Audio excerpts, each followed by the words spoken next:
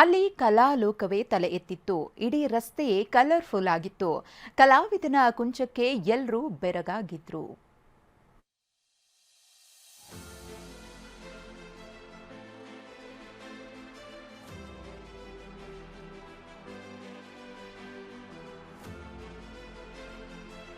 ಹಳ್ಳಿಯ ಸೊಗಡು ಸಾರುವ ಚಿತ್ರಗಳು, ನಗರದ ಬದುಕು ಬಿಂಬಿಸೋ ಚಿತ್ರಗಳು, ಆರ್ಟ್ ವರ್ಕ್, ಆಯಿಲ್ ಪೇಂಟಿಂಗ್ ನೋಡೋದೇ ಹಬ್ಬ. ಇದು ಸಿಲಿಕಾನ್ ಸಿಟಿಯ 23ನೇ ಚಿತ್ರಸಂತೆಯ ದೃಶ್ಯ.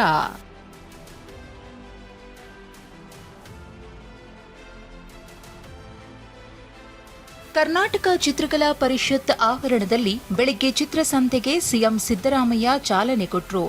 ಶಿವಾನಂದ ವೃತ್ತದಿಂದ ವಿಂಡ್ಸರ್ ಮ್ಯಾನರ್ ವರೆಗೂ ಚಿತ್ರ ಪ್ರದರ್ಶನಕ್ಕೆ ಅವಕಾಶ ನೀಡಲಾಗಿತ್ತು.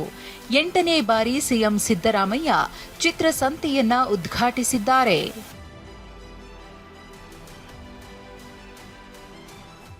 ಈ ಬಾರಿಯ ಚಿತ್ರಸಂತೆಯನ್ನ ಪರಿಸರ ಪ್ರಕೃತಿಗೆ ಅರ್ಪಣೆ ಮಾಡಲಾಗಿದೆ.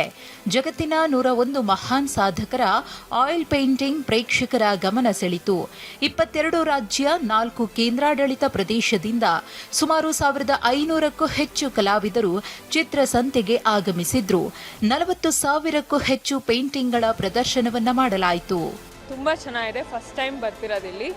ಎಲ್ಲ ಬೇರೆ ಬೇರೆ ಥರ ಆರ್ಟಿಸ್ಟ್ ಎಲ್ಲ ಬಂದು ಅವ್ರ ಆರ್ಟ್ ವರ್ಕ್ನ ಎಕ್ಸಿಬಿಟ್ ಮಾಡಿರೋದು ತುಂಬ ಚೆನ್ನಾಗಿದೆ. ಕಲರ್ಫುಲ್ ಆಗಿದೆ. ಫುಲ್ ಸ್ಟ್ರೀಟ್ ಇವಾಗ ಕಲರ್ಫುಲ್ ಆಗಿದೆ ಅನಿಸುತ್ತೆ. ಎಷ್ಟು ಜನ ಬಂದಿದ್ದಾರೆ.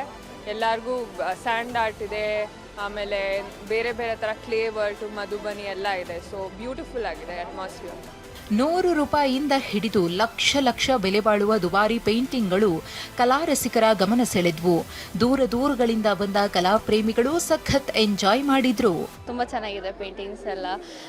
ನಾನು ಆರ್ಟ್ ಸ್ಟೂಡೆಂಟು, ಸೊ ನೋಡಿ ತುಂಬಾ ಸಂತೋಷ ಆಗ್ತಾ ಇದೆ. ತುಂಬಾ ಎಂಜಾಯ್ ಮಾಡ್ತಿದ್ದೀವಿ. ಇನ್ನ 2 ದಿವಸ ಇದ್ದಿದ್ರೆ ಚೆನ್ನಾಗಿರುತ್ತೆ. ಸ್ಯಾಟರ್ಡೆ ಸಂಡೇ ಒಂದೇ ದಿನ ಇಕ್ಕಿದ್ದಾರೆ. ಒಟ್ನಲ್ಲಿ 23ನೇ ವರ್ಷದ ಚಿತ್ರಸಂತೆಗೆ ಭರ್ಜರಿ ರೆಸ್ಪಾನ್ಸ್ ಸಿಕ್ಕಿತ್ತು.